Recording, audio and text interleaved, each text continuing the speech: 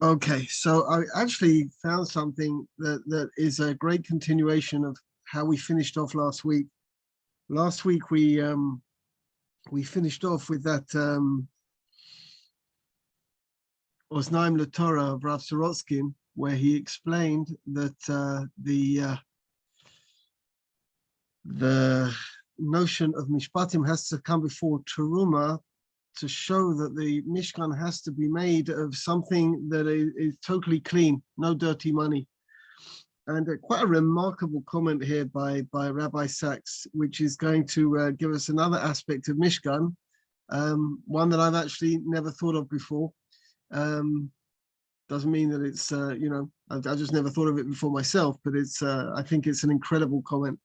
So it's in his, I haven't copied it for you. You have to listen carefully. I haven't copied it for you because I don't have a photocopier at home and I'm still in Corona time. So I must have got Corona Hakotel last Sunday. That's the last time I was out. Either I got it from Eitan or Eitan got it from me. I think Eitan got it from me. So anyway, Hamesh Parashot HaShavua Krovot Yugdashu Kulan. Almost all of the next Parashot HaShavua, Lema'et Hafsaka Lesipur Chet HaEgel. Besides a Hafsaka where we talk about Chet HaEgel, it's about the Mishkan, right? B'niyat HaMishkan, HaMikdash HaNayad is the mobile Mikdash, Shishamesh Ma'on Simli L'Shechina, which is going to be this is going to be the Hemshech of Har Sinai. Har Sinai is going to transition into the Mishkan. HaMishkan hu Beit HaTfilah HaMeshutaf HaRishon B'Toldot Yisrael. It's the first shul, and the truth of the matter is, despite all the discussions of Korbanot, when Shlomo HaMelech comes to dedicate the Beit Mikdash on Melachim Aleph Perek Chet, he only talks about tefillah, right? Lishmoa el tefillah, the first night of Slichot, that's the piyut that we sing. Lishmoa el arina vel tefillah. המצווה הפותחת את פרשות הללו אינה דומה למצוות הפרטינות הבאות אחריה. What's very interesting here, and again, I've spoken about Truma, to do with Truma many times, but never noticed this point, a very good point that Rabbi Sachs is about to make.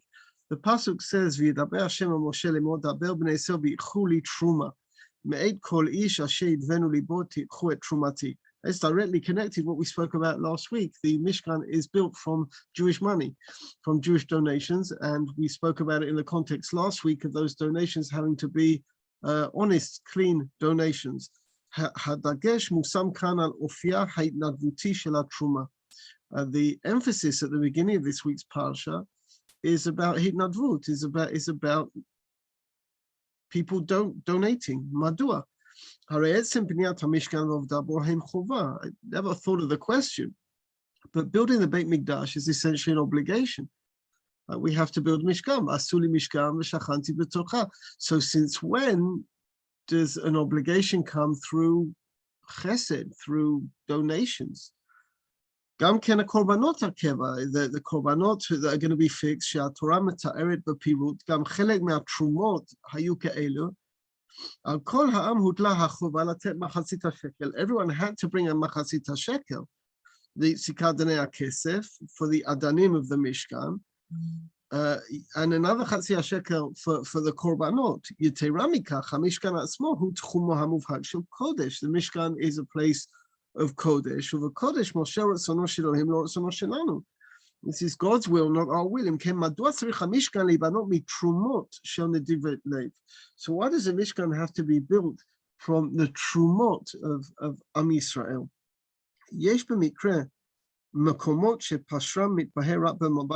There's sometimes in Tanakh where the understanding is retrospective. You only understand many, many years later as to why something has to be, or why something is. One of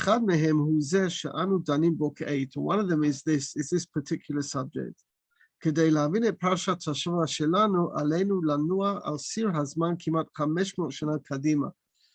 understand this week's parasha, you have to go almost 500 years forward to the days of the Mikdash, the Bet HaMikdash. This is one of the most ironic stories in Tanakh. Shlomo HaMelech yadua l'chulanu b'chokhmato. We all know Shlomo HaMelech is well known for his wisdom. Od bereshit malchuto bikesh ma'Hashem chokhma v'kibel b'shefa. Early in Melachim Aleph, Perek Hey, Shlomo asks for wisdom, and he gets wisdom from HaKadosh Baruch Hu. B'mei Shlomo higia Am Yisrael l'si otzmato v'shoroi. The truth of the matter is, the days of Shlomo were the best days, the climatic days in the history of the Jewish people. Just 40 years of Am Yisrael, Eretz Yisrael, Torah Yisrael, B'niyat HaMikdash, Mutzeget B'mikra, Kahashlamata she'yitziat Mitzrayim. And the building of the Beit Mikdash is going full circle and total closure on Yitziat Mitzrayim. But often, Yotzei Dofen b'Sefer Melachim nimsa lanu tarich B'niyat HaMikdash. We're even given the date in Melachim Aleph Perek Vav of the binyan of the Beit Mikdash, which was exactly 480 years after Yitziat Mitzrayim. ההתייחסות ליציאת מצרים מפתיעה ומחושבת. היא מזכירנו את הביטוי שמשה השתמש בו בדברו בני ישראל. This is what Moshe says to Am Yisrael when we're to leave Egypt, כי לא באתם עד עתה אל המנוחה ואל הנחלה, אשר השם אלוקיך נותן לך. אלא שבסיכומו של דבר, בעיקרו של דבר, שלמה היה מלך כושל. This is Rabbi Sachs's words. He says, at the end of the day, Shlomo failed. He was a failing king. הרושם הראשון שאנו מקבלים מהכתוב הוא שכישלון נגרם מניסיון לנשים נוכריות שהיטו את לבבו אחרי אלוהים אחרים. Our first impression is from Melachim Aleph Yud Aleph, where we see that he got involved with non-Jewish women, and that was his fall down. אולם קריאה קפדנית בפרקי שלמה מלמדת שהקורם המרכזי הוא אופן ארגונה של בניין המקדש. Here comes I think the chidush is not a chidush in itself, but it's a chidush in the context of this week's parasha.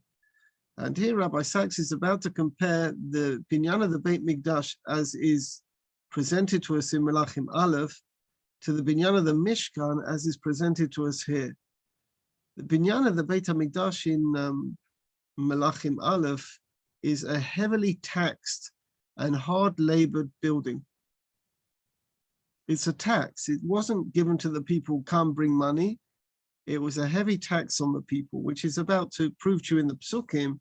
Mifal zeh he'emis al ha'am netel kabeh v'hovil letozot harot hason. The building in the Beit Mikdash by Rishon was an incredibly heavy monetary burden on the people of Israel. And if you remember, after Shlomo dies, the kingdom splits, the kingdom is divided. The northern 10 tribes, following the leadership of Yerovam,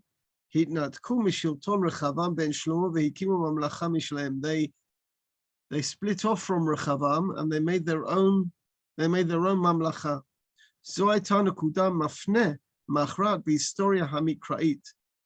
And this is an incredible turning point in Jewish history.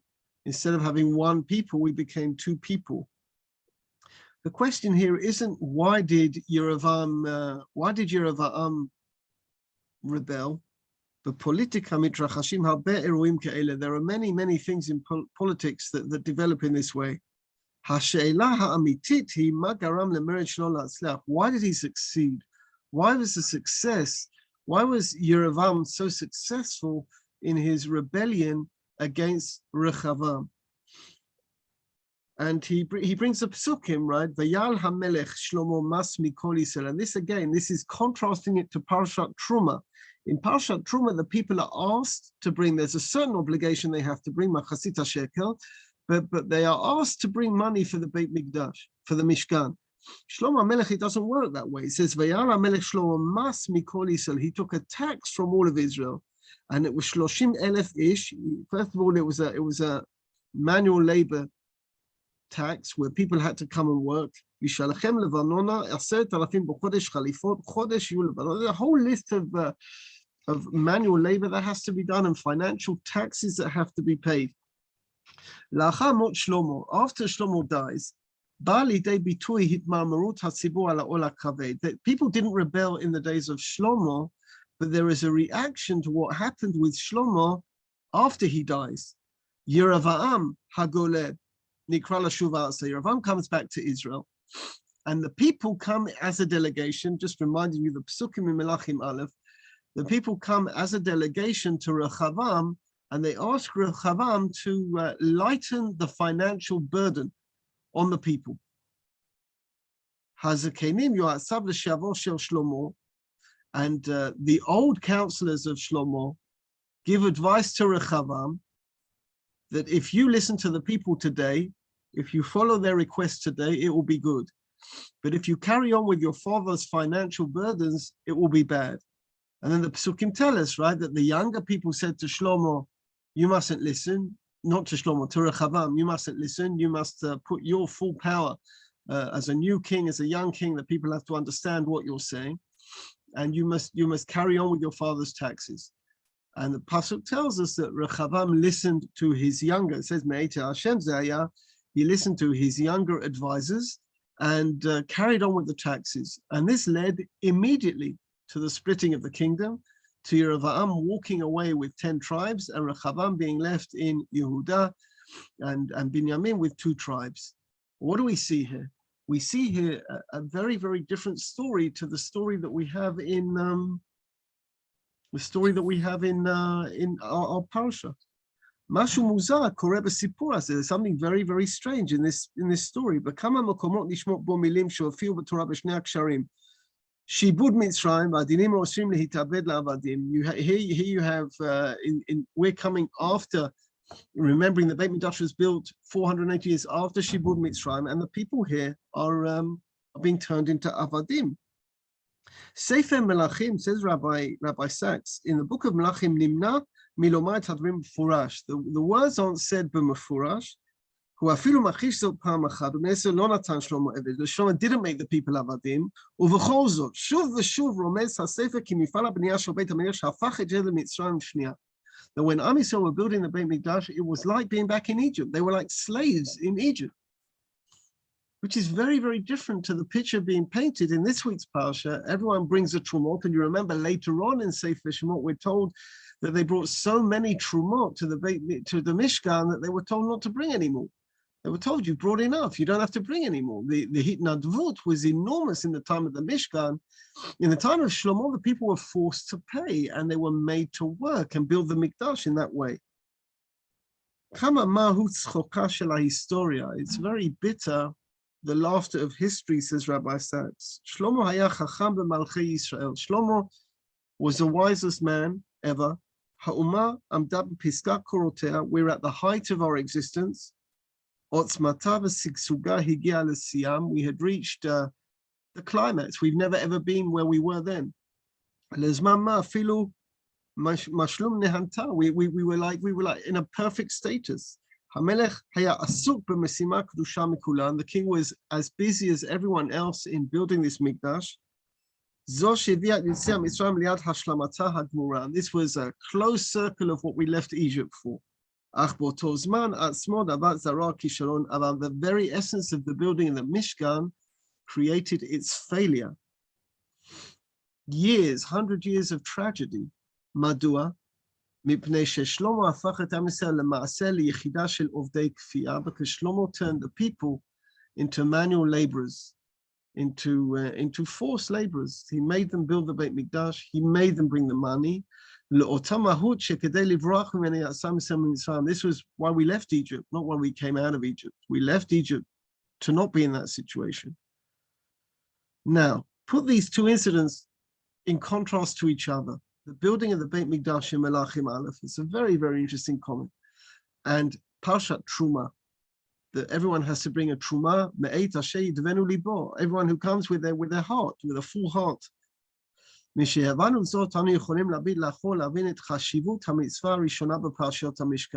how important the first tzivui is in this week's parsha. Daber b'nei Yisrael v'yikchu li truma.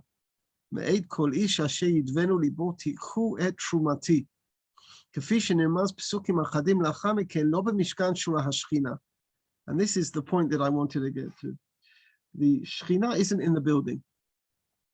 The Shechina is not in the building. The Shechina is in the people. V'asu li mikdash v'shachanti b'tocham. make me a mikdash and I will dwell in them, not in the mikdash, in them. B'tocham lo b'tochu. Hashem gar lo b'binyan. God is not in the building, ela b'bonim, but in the builders. Hashem is not in the building, he is in the builders. Lo b'nomomentim shel eitz, not in monuments of trees, of wood, or shel even, or of stone.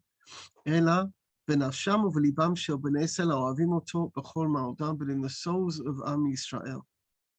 This is something Rav Hirsch says, and I don't remember where he says it, but he does say this, that if you notice there are, if you count the Mishkan, and then you count Beit Rishon and Beit Sheni in elements of beauty and material, each building was more beautiful than its previous building. Beit Sheni was the most beautiful building. Beit Rishon was more beautiful than the Mishkan, and the Mishkan was the least beautiful. But if you look in the historical years that each lasted, you will notice that the Mishkan lasted longer than Beit Rishon and lasted longer than Beit Sheni. The essence is not in the building. The essence is in the builders, is how the builders make the building. And now we come to the main point. Hamikdash no'ad la'amod b'liba hagiografi v'aruchani shel uma she'Hashem otzim yavdot lechirut. The Mikdash is meant to be in the geographical and spiritual heart of the people that God brought out of Egypt. Behetem lekach, emunat Yisrael no'ada liot bitui lechofesh. Hamikdash היה צריך להיבנות בתרומה שנלווה ברצון טוב. The Mikdash is defined by the way it's built. It's defined by the way it's built. It's defined by the people, by the builders. And therefore, if a Mikdash is going to be built b'koach, it's inevitably going to lead into a split. Now, we take this theme and we try to understand, this is a theme I've discussed before, I'm not sure with your shiur, but with other shiurim, how do we find the essence of Mikdash in a place where we are overlooking Har HaBayit every day? And you see Har HaBayit every day. What is the essence of the place? So you go to the Gemara. The Gemara in Brachos tells us that if you are in Chutz La'aretz, I think it's Daf Lamed, if you are in Chutz La'aretz and you're davening the Amidah, you have to face Israel. If you're in Israel and you're davening the Amidah, you have to face Yerushalayim. If you're in Yerushalayim and you're davening the Amidah, you have to face the Ir Atikah, the Beit Mikdash. And if you're in the Beit Mikdash, where do you have to face? You have to face Kodesh HaKodashim, right? So if you're standing at the Kotel, you would turn slightly left towards the Kodesh HaKodashim, unless you're deep inside the underground, and then you'd be straight ahead. What is the point of that Gemara? I mean, what difference does it make? You stand there with a compass, meaning if I'm in Chutz La'aretz, why doesn't it say if I'm in Chutz La'aretz, I should direct myself to Jerusalem? Not Israel, to Jerusalem. If I'm in Chutz La'aretz, I should have myself to the Beit Mikdash. What does it matter? It's my kavanah, right? And that's what the Gemara says afterwards, right? It's just the kavanah of Ben Adam that counts. Unless we want to understand the Gemara to mean something else. The Gemara is meant to mean that each geographical location is a spiritual reality. And so you have a spiritual reality of Chutz La'aretz, you have a spiritual reality of Eretz Yisrael, the spiritual reality of Yerushalayim, which you've come across, I'm sure, in the Gemara, where the Gemara talks about Nekiyei Hadat B'Yerushalayim. In Mesilat Yesharim, he quotes that Gemara, Nekiyei Hadat B'Yerushalayim. After there's a Nekiyei Yerushalayim, where Yerushalayim is a madrega, as opposed to Eretz Yisrael, as opposed to Chutz La'aretz, meaning each is a madrega, each location represents a certain madrega. So when you talk about Yerushalayim, you're not just talking about a building. It's wrong, it's a mistake, it's a fundamental mistake to fight about building a Beit Mikdash physically. The Beit Mikdash will be built physically when we are spiritually in the place for it to be built. In order to build a Beit Mikdash, the people have to be ready for it. I read it again yesterday because I just, you're in Bidud for so much time, at some stage you pull out books that you enjoy. And so there is a book called The Prime Ministers. It was written by a man called Yehuda Avner, it's the most terrific book. It really is. If you haven't read it, you pick it up, you can't put it down. But I couldn't put it down. And he originates from England. And he was in the state from the very beginning and got involved in advisory politics. He wasn't a politician, but he worked for prime ministers. He worked for 4 prime ministers. He worked for Levi Eshkol. He worked for Golda Meir. He worked for Yitzhak Rabin in that interim when Yitzhak Rabin was prime minister first time, and he worked for Menachem Begin. And he has the most incredible stories to tell. And yesterday, I'm more interested in the Six-Day War period, and so I picked up the book yesterday afternoon with the various corona pains that are going through my body, and I started reading. This was mamash. This is the best cure for corona, and I started reading about Levi Eshkol and the Six-Day War. And you know the history, right? You know the history is that the friction between Menachem Begin and David Ben-Gurion from before independence almost until the end of Ben-Gurion's life in 1973 was very, very bad. David Ben-Gurion called Begin a Nazi. Begin's parents were killed by the Nazis in Vilna. His father was drowned by the Nazis in Vilna. And Begin, in his turn, called Ben-Gurion a terrorist. It was, they really didn't get on very, very well.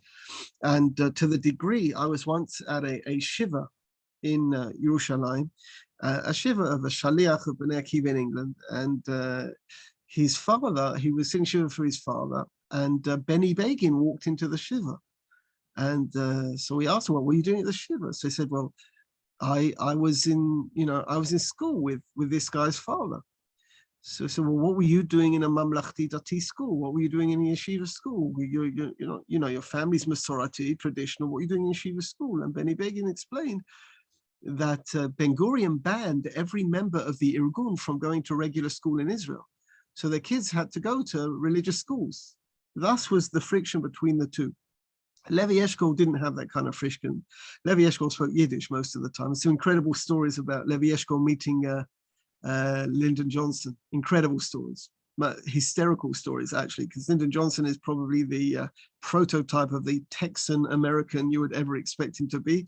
And Lyndon Johnson's a little Yid, spoke Yiddish. He spoke Yiddish. He like Chiloni, he spoke Yiddish. And the very, very funny conversations took place there. And Levi Eshkol invites Begin to join the government in 1967, a week before the Six-Day War.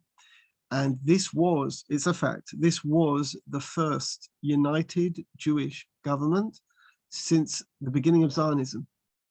There's such a split in between the right and left wing in Zionism that even in the Warsaw Ghetto Revolt, they didn't fight together. They fought two separate battles. Mordechai and Levitch fought one battle and Pesach Frankel fought another battle, and Levitch would not join up with the right wing. There's such friction. And it's the first time, a week before. Why am I telling you this story? Not because it's interesting, because I think it is interesting, but also because the one time since the inception of Zionism that the Jewish people came together, we received Yerushalayim. Meaning what? The Yerushalayim is not a geographical location. Yerushalayim is a reflection of the Jewish people. If the Jewish people is united, if the Jewish people is together, we get Yerushalayim. And that's exactly what happened. It's an undeniable historical fact. This is exactly the point that Rabbi Sachs is making. He's making it from a different perspective. He's saying that if you talk about the Mikdash was built, the most beautiful building. It was built with a lot of koach, with a lot of money, but it wasn't built with a heart. It didn't have a heart. The people were forced. The text is defining the building of the first Beit Mikdash in using words that it used about the Avdut in Mitzrayim. The money Am Yisrael were forced to pay out, as opposed to what's going on in this week's Parsha, where the people are bringing money. They're bringing money from themselves. It's from themselves. It's the most simple thing. It comes from themselves. So the Mikdash is therefore defined by a matzav. Now this works very well with everything we say about the Mikdash, right? If you talk about weddings, if you talk about getting married, whenever we learn about getting married, we talk about why are you nodding, Sam? Something I need to know? My sister got engaged last week. I have a twin sister. She got engaged last week. Oh, was it? Okay, good. Thank you. So there's a lot of conversations about weddings. Okay, but my family. Yeah. Please go. So you can give this over to her as well. Okay. I'll pass the message along. When you get to the Sheva Brachos, all the time you have this mention of Yerushalayim, Yerushalayim, Yerushalayim. This is why. What's it got to do with Shalayim, right? What's Sheva Brachos got to do with Shalayim? So why was the Beit Mikdash ultimately destroyed? We've just discovered from Rabbi Sachs it wasn't built in the most idyllic fashion, which is a chiddush, right? Because we don't really speak about it in that context. In comparison to the Mishkan, the Beit Mikdash has nothing in comparison to the Mishkan. The Mishkan was a total man-made, man-willed building. People wanted to build it. They came Barat Son. They bought so much money that they didn't really have that they were sent away. And the Mikdash was the opposite. People got so fed up of it, and it blew up after Shlomo died, right, when the kingdom was split. But why was the Mikdash destroyed? So we have two Gemaras, right? We have the Gemara in Yom Daf Tet, and the Gemara in Yom Daf Tet says the Beit Mikdash was destroyed because of Avodah Zarah, Shvichut Damim, and Gilui Arayot, right? Those three things. That's the second Beit Mikdash. The first Beit Mikdash was destroyed. Why? Sorry, that's the first Beit Mikdash. The second Beit Mikdash was destroyed. Why? Because of Sinat Chinam, right?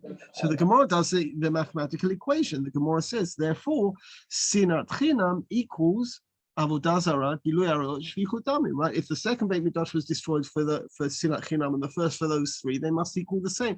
What do these things have in common? What do they have in common with each other? Why does Sinat Chinam equal Avodah Zarah, Gilui Arayot, and Shvichut Damim? What they have in common with each other is that they are all about selfishness. Sinat Chinam is selfish. I don't know whether you've ever tried to define Sinat Chinam, because anyone who hates someone has a reason. No one is ever going to tell you that they hate you because for nothing. Everyone has a reason. I'll tell you a story. Once there was a woman at the war battle taking place at the Kotel, and one of my students, it was the week after Yom Yerushalayim, and one of my students was there, and she came back into the midrash crying. And this was a conversation that took place. I'm sure I told you this conversation before. This was a conversation that took place. The student was crying at the Kotel. A woman, Hasidic woman, turned around and said, "Why are you crying?" And the student said, "It's Sinat Chinam." To which the Hasidic lady said to her, no, it's not Chinam. It's not Chinam. It's Sinah, but it's not Chinam. It has a reason. It's okay. Everyone thinks there's a reason for Sinat Chinam, but it's normally egotistical. It's normally to do with you. It's normally to do with something annoys me, so I hate someone else. So the ego is involved in the Sinat Chinam. Avodah Zarah, Gilui Arayot, and Shvichut Damim are all about the ego. Avodah Zarah, according to the Gemara in Sanhedrin, Avodah Zarah is about a person who wants to do what they want to do, so they create a religion. Shvichut Damim is the most extreme form of egoism, right? I want this person out of my way, I'm going to kill him. And so is Gilui Arayot, right? I have certain desires and I'm going to have these desires. It doesn't matter what families I break up. It doesn't matter what are the ramifications of my actions. All of these examples, the three that were the destruction of the first temple and the one that was the destruction of the second temple, they all share the same theme. What is the theme? Me, it's all about me. If it's about me, there can't be a Beit Mikdash. You understand? This is, we've spoken about in the past, Kain v'Hevel, this battle of Kain v'Hevel that takes place inside a human being. If it's either I need Kain, I possess the world, or I need Hevel, or I'm nothing. And the question is who wins the battle, Kain or Hevel? Does Cain beat Abel, or does Abel beat Cain? But that's the battle going on. Now, if Cain beats Abel, there's no room for God. Kaviyachol, right? This place isn't big enough for the both of us. Either God is in the center or man is in the center. So if man is in the center, Gilui Arayot, Shvichut Damim, Avodah Zarah, or Sinat Chinam, there can't be a Beit Mikdash, de facto. Because, as Rabbi Sachs says, a Beit Mikdash isn't a building. A Beit Mikdash is a spiritual reality, and therefore it's defined by our spiritual reality. And therefore, if man is in the center, there can't be a Beit Mikdash. Go back, and this, Sam, you can tell this to your sister. Go back to the wedding. What is the essence of marriage? Which Eitan is discovering. Okay, but what is the essence of marriage? The essence of marriage is selflessness. That's what it is, right? It's for the first time in your life, you have to give of yourself for someone else. You have to do it, right? You know that, you don't remember, right? But at your bris, they said, I'm sure you don't remember, but they said, Torah, chuppah, masim tovim. By that order, Torah, chuppah, masim tovim. Why that order? You don't do masim tovim till you're married. So according to what I'm saying, yes, correct. Because everything you do before you're married is for you. Even the good things you do are for you. Even the chesed you do is for you.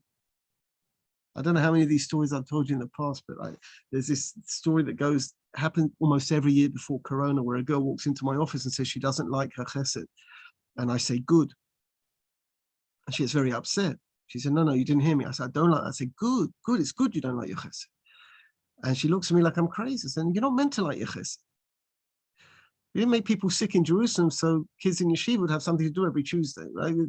That's not the reason you have chesed, right? You have chesed because people need chesed. So if you don't like your chesed, that's good. Chesed is not for you. It's not about you. But everything we do until we're married is about me. Once you get married, you start to have to do things for someone else. Then you can build a Beit Mikdash.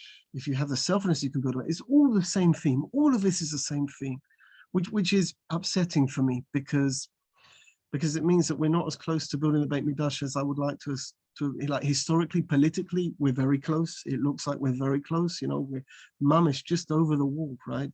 But you were here last year. You saw what happened over the wall on Yom Yerushalayim. It wasn't exactly Binyan Beit HaMikdash. It was like World War III was going on the other side with fireworks and whatever they were doing while we were saying Hallel. But if the point of building a Beit Mikdash is not, it doesn't matter how many people go on Har HaBayit. Whether they do go, they don't go, it doesn't matter. That won't build the Beit Mikdash. What will build the Beit Mikdash is the reality of the people. That's exactly the point. HaMikdash noad la'amod b'liba ha'geografית והרוחנית של העם. שהשם מוציא מעבדות לחירות בהתאם לאמונה ישראל נועדה להיות ביטוי לחופש. המקדש היה צריך להיבנות בתרומה של נדבה ורצון טוב. The Mikdash has to be built with a truma. The people have to want to build the Beit Mikdash. It's a spiritual reality. And therefore the Mishkan, nothing is holier than the Mishkan. You went to Poland, right? You went to Poland? You were in Krakow? Yeah. Did you go to the temple shul? Big shul, gold everywhere. Everything inside is gold. It's a reform shul in Krakow. It's a reform shul in Krakow. It's not reform, it's neologian. It's like a conservative shul. It beats all the other shuls in its beauty.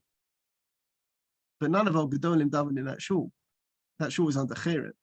It was the most beautiful shul. Not mine, but I like the Ramah shul, or the Isaac, but it is. But if you stand in the shul, it's the most beautiful shul. It's gold plated all the way around. A shul is not defined by its beauty. It's defined by the essence of the people inside the shul. And therefore, I feel that way very often. You can go into the most beautiful shuls, they're beautifully built, and they have the most wonderful furniture. There's no avirah, there's no ruchaniut in the shul, because a building cannot be defined by the building. The building is defined by the people who build it and the way that they built it. So in the same way that last week the theme at the end of the shiur was, the whole theme was, right, that you can't build the Mikdash from the Mishkan from dirty money. The money that you can build the Mishkan has to come from your heart. It has to come from your heart, or it doesn't work. And for me, this is I had a slightly different thing to bring you here today, but this to me is that message I saw earlier on in the day is such a strong message. Because I've never even thought about, because a split in the kingdom happens after Shlomo dies, we automatically don't relate it to Shlomo. But Rabbi Sachs is relating it to Shlomo. He's saying this was essentially a late reaction to the burden that Shlomo based on the people. It wasn't Rechavam. In fact, if you look in the Pesukim, when Rechavam doesn't take the advice of his elders, the pasuk says, Ki me'et Elohim, it was from God. It was from God that he wouldn't do it. This was destined to be. Why? Because the fate had been closed already the minute Shlomo built the Mikdash in the way he built it. Most beautiful Mikdash. But it's nothing compared to the Mishkan that we talk about here. The Mishkan we talk about here comes from people's heart, and something that's built with people's heart. I feel that in I've got nothing to compare it with. Right, when I look at our institution, where I work, this is a place that myself and my colleagues have built with blood, sweat, and tears. We didn't get it from anyone. We essentially built it. My first year I had 7 Americans. That's all, 7 Americans. That's we built it. Blood, sweat, and tears, but nidvat libo, with blood, sweat, and tears. So you have a building, then the essence of that building, essence of what you have is like qualitatively uncomparable to anything else. Something that is made with a heart, something that is made with the nidvat lev. is the most incredible thing. So even though most of our learning on this week's Parsha is going to be about the gold and the kalim, there's a lot of Rashis, right? We thought we had a lot of Rashis last week. We've got a lot of Rashis this week. But what the good news, of course, is that if you learn Rashi well in Parshat Teruma, you don't have to do so much in Parshat V'Yakel, right? Because Rashi doesn't write much in V'Yakel because he assumed you learned him in Teruma. If you go through the details, you do it once really, really well with a booklet which shows you the pictures, and you got it for life, right? You have these booklets. I have a booklet here on the Mishkan, right, where you have pictures according to Rashi, and it goes through every Rashi with all the pictures of everything the way it's meant to be, and you work through your Rashis there, and so you work very hard on the Rashis. But the beginning of the Parsha is the foundation stone of the Mishkan, that it has to be built with your heart. Therefore, the Mishkan is infinitely greater and stronger than the Mikdash, because the Mikdash was coerced upon the people. They wanted to build it. It's incorrect to say they didn't want to build it, but it was a tax. It was a manual labor tax, and it was a financial tax on the people. And even though there is a certain tax in Truma, the Machasita Shekel, it's not the bulk of what people brought. They brought it from their hearts, which takes us to the main point that we're trying to make. Everything that we're doing in our Torah as well. It's not about the quantities. It's about the quality. It's not about how long you daven the Amidah for either. It's about how you concentrate in the Amidah. It doesn't matter how long and how much you wave your arms and how tight you close your eyes, and whether you finish last in yeshiva, whether you finish first in yeshiva. All of these things are very chitzoni. We live in a very chitzoni world about what things look like on the outside. The outside doesn't matter. It's what's on the inside. Nidvat libo. It's about the lave. The lave is what builds the Mishkan, and that's the essence of this week's Parsha. Beli Neder, next week I will be with you. I am after Corona, and you are after Corona. We are all after Corona. So unless a new variant breaks out by next week, we'll be able to sit together in our crowded room on that top floor. All right. You should have a good week and stay healthy. Thank you, everyone. Thank you. Thank you.